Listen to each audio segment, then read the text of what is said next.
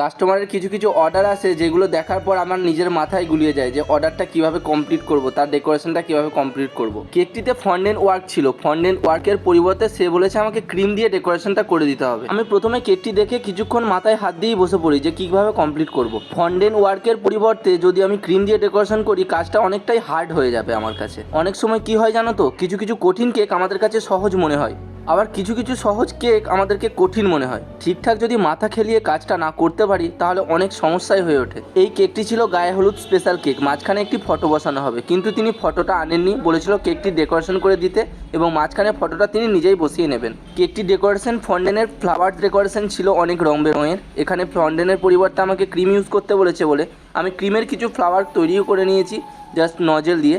তো কেকটি finally look এটাই এসেছে। তোমাদের কেমন লেগেছিল জানিও, আর তোমাদের ভালোবাসার আশায় আমি প্রতিনিয়ত ভিডিও পোস্ট করছি। এইভাবে আমার পাশে থেকো, সবসময় সাপোর্ট করো, এটাই আশা করব তোমাদের কাছে।